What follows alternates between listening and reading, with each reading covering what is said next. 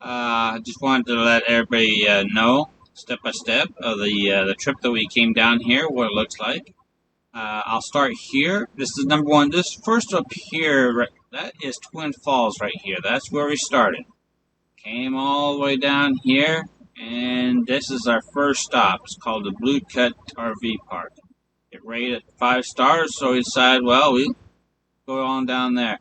Now I'll click on that, and it comes up right here. It's just one of the pictures. It is a really nice area right here. The host name was Michelle.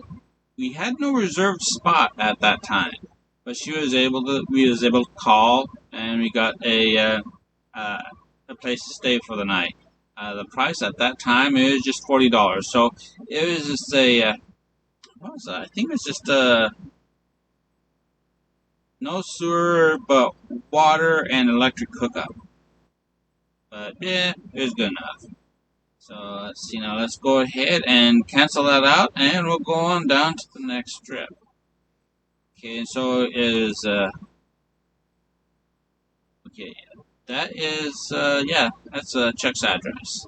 So we came there. We stayed for the night, uh, and he is very gracious enough to let us stay there. And later on, we went over to Aurora, Colorado, and it was tough getting over the Vale Pass because that was the time. I mean, there's such a traffic jam that we got there too late and kind of like a dollar short. We were stuck in a storm.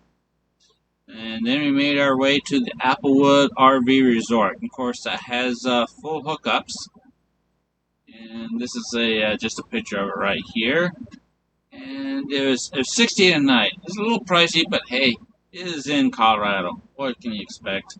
And it wasn't really worth it. It was just gravel and the RVs were parked too close and stuff like that. So it didn't really give you a lot of room to navigate to get out.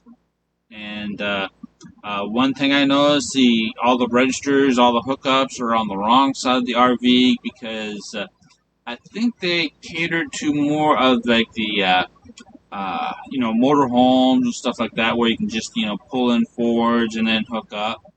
But ours was on the opposite way, so made it really, really difficult to get close enough. And you still had to go around the trailer.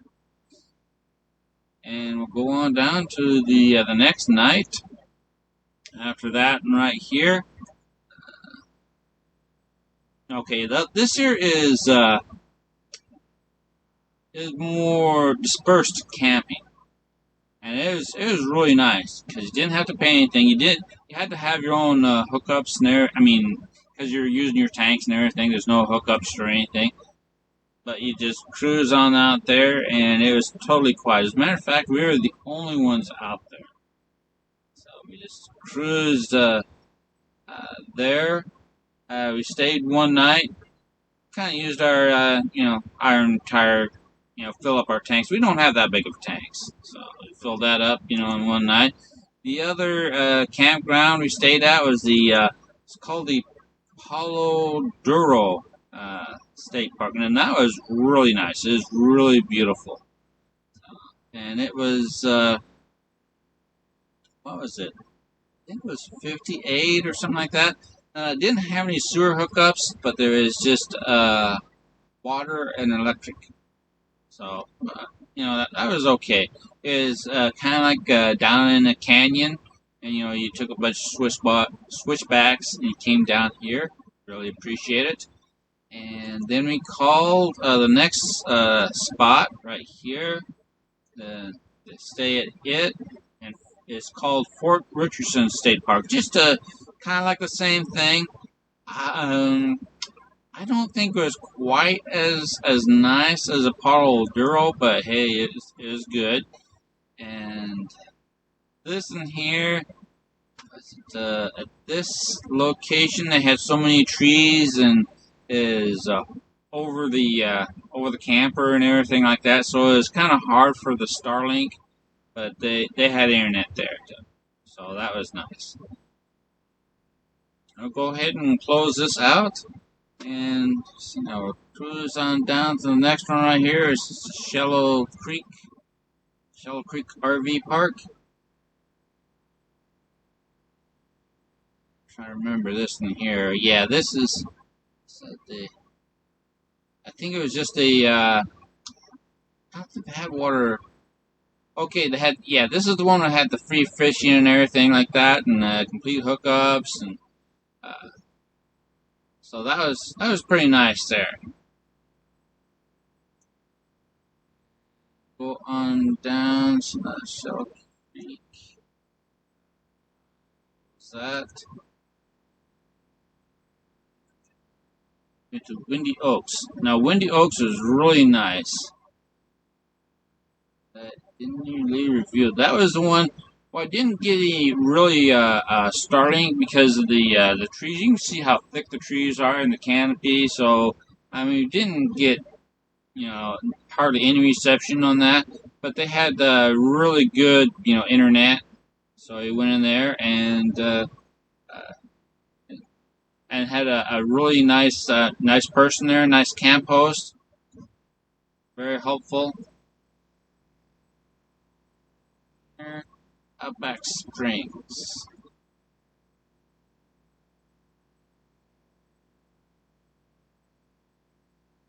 Yeah, yes, I remember that. And right here is just a regular campground. Had a lot of uh, like RV campers, kind of like what you see right here. They had a whole bunch. I mean, that's kind of like a popular destination. And zoom in a little bit. It's getting a little like can't even read where I am. Okay, the Outback, because that's one we had. And then this in here, I think on that, no, yeah, that's the one we bypassed. We just went from 9 all the way down to the campground. So let's go ahead and change that right now while I'm thinking about it. Yeah, take that out of the picture. And so we went just straight on down. And this is where we're at right now. Nova. Let's go to the Nova campground.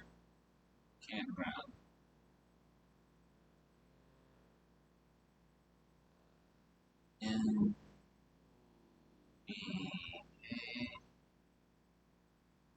camp. And let's see if that. Yeah, here it is, right here.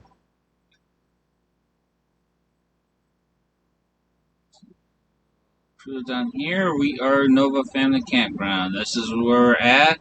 It's pretty good.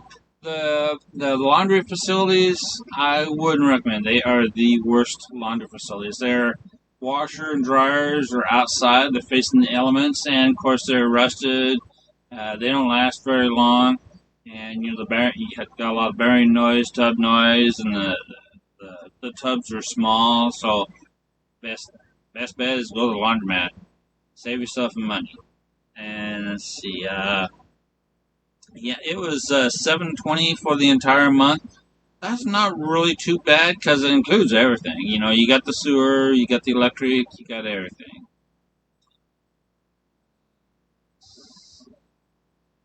Of course, I'd show you a picture at night because, just a campground.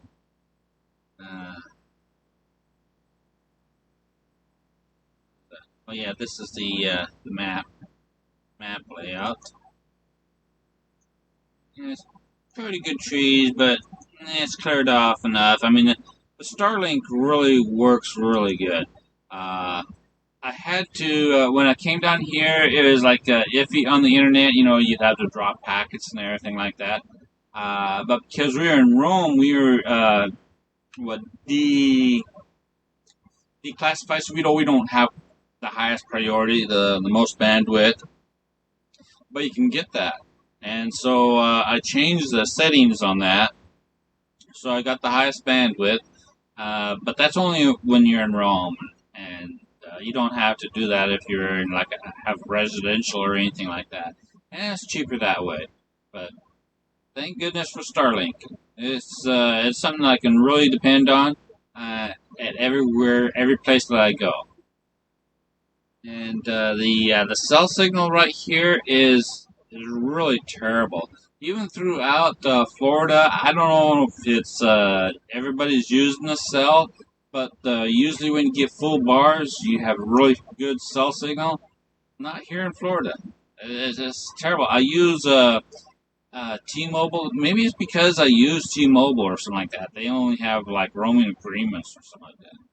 Not a very good, not a very good signal at all. Not high bandwidth. And I used a couple of things on my trailer, which I like really good. We have a webcam or a video cam, like a little doorbell. So I just set that up outside the trailer, and it goes into the router and then to the Starlink, and from anywhere when I'm traveling around, I can still watch the trailer, which is really good. And I'll do a separate review on all those items, and I'll post it onto the internet. Thank you, and you have a good day, and it's good chatting with you.